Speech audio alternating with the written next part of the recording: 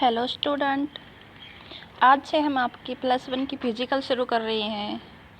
Physical एक ऐसा subject होता है जिसके तहत आपको लगभग 60 नंबर का सब्जेक्ट आता है और आपकी 40 नंबर की उसके अंदर प्रैक्टिकल होती है। तो अगर आपका थोड़ा सा भी इंटरेस्ट है इस सब्जेक्ट को पढ़ने में, तो हम जो बातें आपको बता रही हैं उन बातों को पूरे ध्यान से सुनें और उनको समझने की कोशिश करें। तो देखिए, सबसे पहले हम बात करेंगे महत्वपूर्ण बिंदुओं की। तो आप शारीरिक शिक्षा पढ़ोगे तो उसके तहत आपको सबसे पहले पता होना चाहिए शारीरिक शिक्षा का क्या अर्थ होता है, यानी मीनिंग ऑफ फिजिकल एजुकेशन। तो देखिए, शारीरिक शिक्षा शिक्षा पद्धति का अभिन्न अंग होता है, यानी कि यह भी शिक्षा ग्रहण करने का एक महत्वपूर्ण अंग है, जिसका उद्देश्य नागरिकों को शारीरिक, मानसिक, भावात्मक और सामाजिक रूप से शारीरिक गतिविधियों के माध्यम से, यानी कि सामाजिक रूप से शारीरिक गतिविधियों के माध्यम से मतलब है शरीर से व्यक्ति को मजबूत बनाना, जो कि उसकी गतिविधियों के परिणामों को दृष्टिगत रखकर चुनी गई हों, उसे योग्य बनाना है। यानी कि यहाँ पे आपने शारीरिक शिक्षा का अर्थ देखा और इसमें आपने देखा कि शारीरिक शिक्षा शिक्षा की एक पद्धति है, यानी कि शिक्षा ग्रहण करने की ये भी एक पद्धति है, लेकिन ये शिक्षा आपके शरीर को, दिमाग को, आपकी भावनाओं को, समाज में आपके स्वरूप को और आपकी शारीरिक गतिविधियों को दर्शाती है।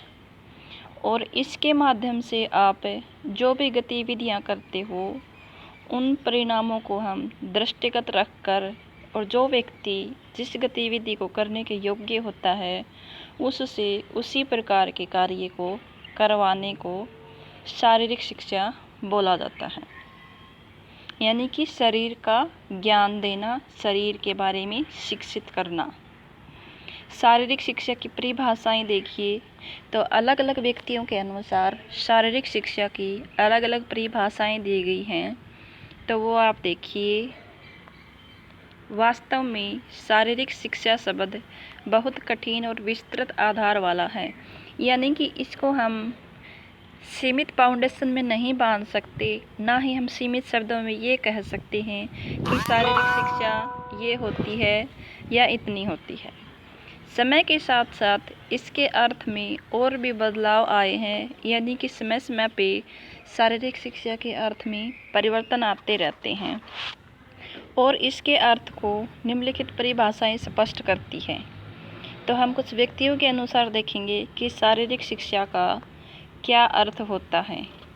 सबसे पहले आप देखिए, चार्ल्स ए व्यूचर के अनुसार शारीरिक शिक्षा शिक्षा पद्धति का एक अभिन्न अंग है, यानी कि जिस प्रकार से हम शिक्षा ग्रहण करते हैं उसी प्रकार से ये भी शिक्षा का ही एक भाग होता है, जिसका उद्देश्य नागरिकों को शारीरिक, मानसिक, भावात्मक और सामाजिक रूप से शारीरिक गतिविधियों के माध्यम से, यानी कि कुछ ऐसी गतिविधियां करवाई जाती हैं जिनसे उनका शारीरिक, मानसिक, भावात्मक, सामाजिक सभी प्रकार का विकास हो जाए। जो गतिविधियां उनके परिणामों को दृष्टिगत रखकर चुनी गई होती हैं उनको सक्षम बनाना है, यानी कि उनकी योग्यता को देखकर जो भी गतिविधियां उनके लिए चुनी जाती हैं उन गतिविधियों के माध्यम से उसको सक्षम बनाना ही शारीरिक शिक्षा है। दूसरी परिभाषा हम लोग देखेंगे, वो है आपकी कैसेंडी के अनुसार शारीरिक शिक्षा पर केंद्रीय अनुभवों द्वारा जो परिवर्तन मानव में आते हैं वो शारीरिक शिक्षा कहलाते हैं। यानी कि शारीरिक क्रियाएं कर लेने से मानव के अंदर जो भी परिवर्तन होती हैं, उसके शरीर का विकास होता है, उसका मानसिक संतुलन सही रहता है, उसका भावनाओं पर नियंत्रण है, समाज में वो अच्छा व्यवहार करता है। कहा भी जाता है कि स्वस्थ शरीर में ही स्वस्थ मन का निवास होता है। तो उसी प्रकार से शारीरिक गतिविधियां करने से ही व्यक्ति का विकास, शरीर का विकास भी सही से होता है और शारीरिक विकास सही होने के साथ साथ में उसका मानसिक, बौद्धिक, भावात्मक और सामाजिक विकास भी सही से होता है। तो आज आपने एक प्रश्न देख लिया जो आपकी बुक या एमबीडी के अंदर आपको फर्स्ट क्वेश्चन के रूप में दिखाई देगा। आपका सेकंड क्वेश्चन जो है वो बनेगा शारीरिक शिक्षा के लक्ष्य और उद्देश्य। तो ये वाला क्वेश्चन हम आपको कल करवाएंगे। उम्मीद है हमने आपको जो क्वेश्चन आज बताया है उसको आपने समझ लिया होगा। अगर आपको समझ नहीं आया है तो वीडियो को एक बार फिर से रिस्टार्ट करके इस प्रश्न को एक बार फिर से समझ लें। आज के लिए इतना ही काफ़ी है, बाकी हम अगले वीडियो में देंगे।